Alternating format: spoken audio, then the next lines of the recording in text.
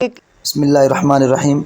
پہلے آپ حضرات ان کی بات سنیں، پھر آگے اس پر ہم تبصرہ کرتے ہیں انشاءاللہ۔ ڈیبیٹ یہ بھی ہوتی ہے کہ کوفے میں جو امام حسین کو بلایا گیا تو وہ تو شیعوں نے بلایا اور پھر بعد میں انہی کو دھوکہ دے دیا اور وہیں شہید بھی کر دیا، تو اس کا کیا ہسٹری ہے؟ کوفے کے لوگ جو تھے وہ شیعہ تھے؟ دیکھیں، سب سے پہلے جو کربلا میں شہید ہونے والوں کی 30% تعداد ہے وہ کوفیوں کی تعداد ہے۔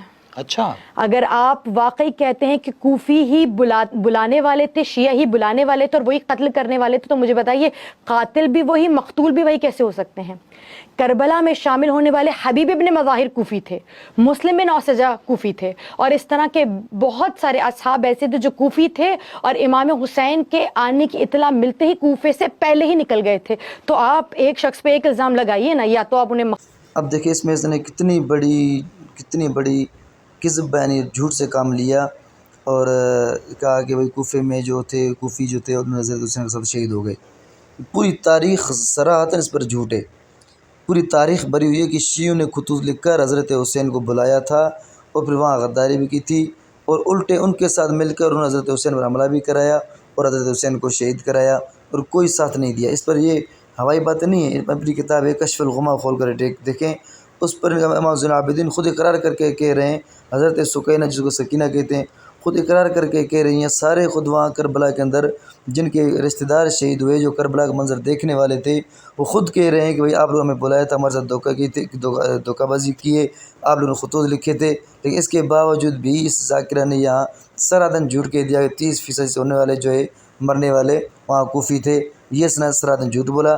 لیکن اگلا جب اس نے سوال کیا کہ یہ تو بہت تعداد کم ہے، اتنے سارے کوفی تھے اور صرف 30% جو آئے ہوئے ہیں، تو اس پر ذاکرہ نے یو ٹرن لیا اور بات کو دوسری طرف گھما کے جا رہی ہے۔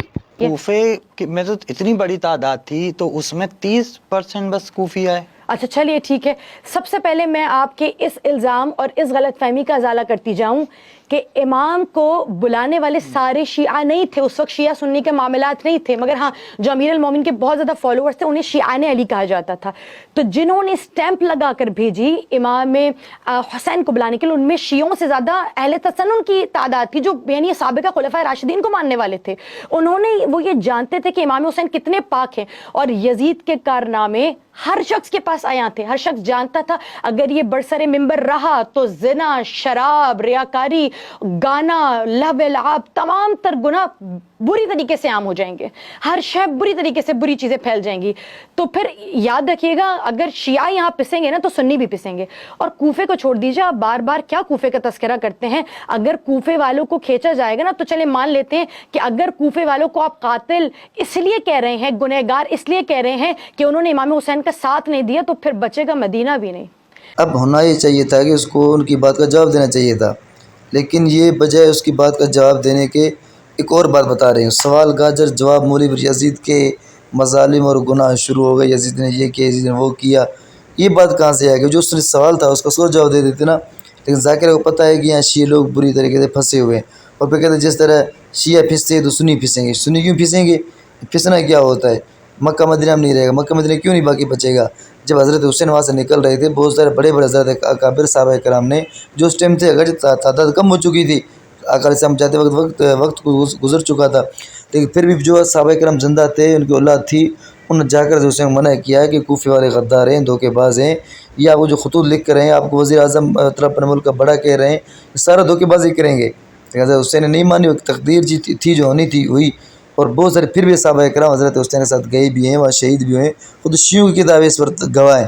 لیکن ذاکر ابھی آپ پوری تقریر سنیں، آگے کوئی ایک بات اس موضوع پر نہیں کرے گی، یزید نے وہ کیا، یزید نے وہ کیا، اور سارے جھوٹ بولتی جائے گی، حقیقت کے ساتھ وہی حقیقت بالکل ظاہر نہیں کرے گی کہ حضرت حسین کو بلانے والے کوفی شیعہ تھے، انہوں نے غداری بھی کی اور حضرت حسین کو تنہا چھوڑ دیا۔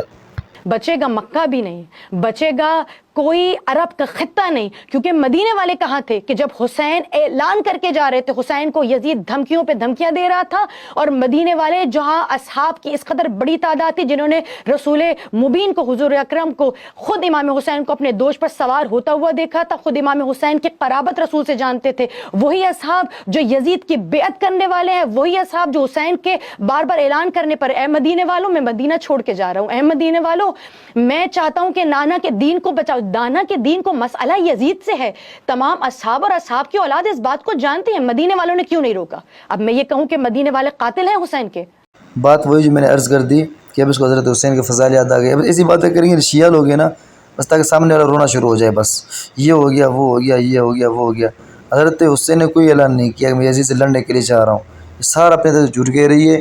اور حضرت حسین کو بہت سارے بڑے صحابہ کرام نے روکا بھی تھا, لیکن پھر بھی ان کے ذہن میں تھا اتنے سارے خطوط آئے ہوئے ہیں اور دھوکے بازی تو نہیں کریں گے, اس حضرت حسین چلے گئے. لیکن ان لعنتی لوگوں نے دھوکے بازی کر کے حضرت حسین کو شہید بھی کرا دیا. اور اس سے پہلے یزید نے کوئی بات نہیں کی, یہ ساری اس کی اپنی بنائی ہوئی باتیں.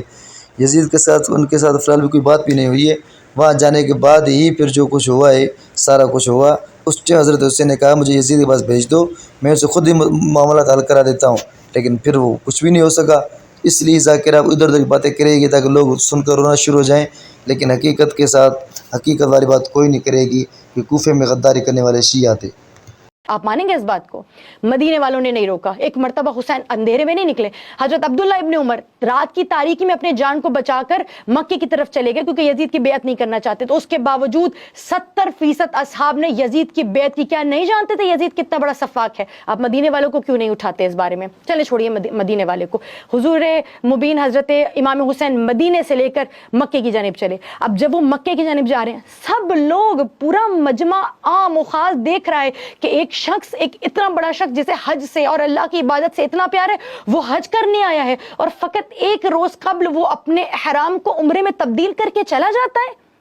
میرے عزیز, آپ ان باتوں پہ غور کریں. اور پورا مکہ دیکھ رہا ہے, وہ مکہ جس نے اپنے آخری حج پر 1.25 لاکھ تمام کے تمام اصحاب نے حسین کو بار بار رسول مبین کے قریب ترین افراد میں دیکھا. سب کے سامنے حسین جا رہے ہیں اور حسین یہ کہہ کے جا رہے ہیں کہ مجھے اپنی جان کا خطرہ ہے, مجھے نانا کے دین کو بتانا, میں یہاں سے جا رہا ہوں. کوئی ایک تو ہوتا, مجھے آپ ایک نام بتائیے نا. بالکل جھوٹ. ایک حوالہ پیش کر دے کہ حضرت حسین نے یہ فرمایا ہو کہ میری جان کو خطرہ ہے, میں نانا دین بچانے جا رہا ہوں. ایک حوالہ دے دے کہ حضرت حسین نے جملہ فرمایا ہو کہ میری جان کو خطرہ ہے. سراہتاً جھوٹ بول رہی ہے. کوئی ایک تو ہوتا جو کہتا, کوئی سنی کا نام بتا دیجئے مجھے. یہ مسئلہ شیعت پر یہ نہیں ہے کہ رونے کا انہوں نے بلایا انہی پہ روتے ہیں. میں تو کہتی ہوں رونا سب کو چاہیے. حسین مظلوم پر رونے کا کام کسی ایک مکتب سے منسوب نہیں ہو سکتا. حسین وہ ہے کہ جس نے اسلام کی سسکتی ہوئی سانسوں کو بچا کر اسلام کو ایک نئی روش دی ہے. خدا کی قسم, آپ ہم سے پوچھتے ہیں نا کہ مقصد کربلا کیا ہے, حسین کو جان دینے کی, اپنے بچوں کو لے کے نکلنے کی ضرورت کیا تھی؟ میں آپ کو وجہ بتاتی ہوں. اگر حسین نہ نکلتے اور کربلا کا تعین, کربلا کی راہ کا تعین نہ کرتے اور اس وعدے کو نہ نبھاتے, خدا کی قسم یزید آج بھی اپنے باپ دادا کی طرح صاف پاک ہوتا. آج 7 لوگ یزید کے تعریفیں کر رہے ہیں, آج یہ حال ہوتا کہ آج ہم کھلا کھلا یزید پر لعنت بھی نہیں بھیج سکتے تھے. یزید کا مسخ شدہ چہرہ لوگوں کے سامنے نہ آتا, یزید کا حال لوگوں کے سامنے نہ آ پاتا. امام مکے سے روتے ہوئے گئے ہیں, کسی نے نہیں روکا. مولا اچھا آپ جا رہے ہیں, میں آپ کا ساتھ دینے والا ہوں, میں آپ کے ساتھ. ایک شخص مکے سے نہیں آیا جو امام کی بیعت کرتا اور امام کے ساتھ ساتھ جاتا. امام کوفے کی طرف چلے, کتنے لوگ راہ کوفہ میں کھڑے تھے, کوئی ایک ہوتا کہتا مولا میں چل رہا ہوں کربلا. 70 نکلے, 50 سال نہیں ہوئے حضور اکرم کی شہادت کو ابھی, اور 50 سال میں لوگوں نے وہ چہرہ بلا دیا جسے اٹھا اٹھا کے حضور اکرم بتاتے تھے, اے لوگوں وقت گزر جائے مگر تم یہ چہرہ نہ بھولنا. ہمارے سامنے حالات ہیں. مقصد کربلا در حقیقت امام حسین کا مقصد یہ تھا کہ اگر امام اپنے خانوادے کی قربانی, ہم سے بڑا سوال کیا جاتا ہے, قربانی نہ دیتے, آج یزید کا گانے بجانا بھی حلال ہوتا, لوگ کھل کے گانا بجا رہے ہوتے. کیونکہ دیکھیں جو حکومت کا دین ہوتا ہے نا, وہی رعایا کا دین ہوتا ہے. اگر امام حسین نہ نکلتے, جب حکومت طور پہ بندر بازی ہو رہی ہے, زنا عام ہو رہا ہے, شراب پی جا رہی ہے, اور ایک کہہ رہے کہ وہی تو آئی نہیں تھی, کوئی نبی آئے نہیں تھا, پوری عوام یہ کہتی, تبھی تو حسین نے اتنی بڑی قربانی دی.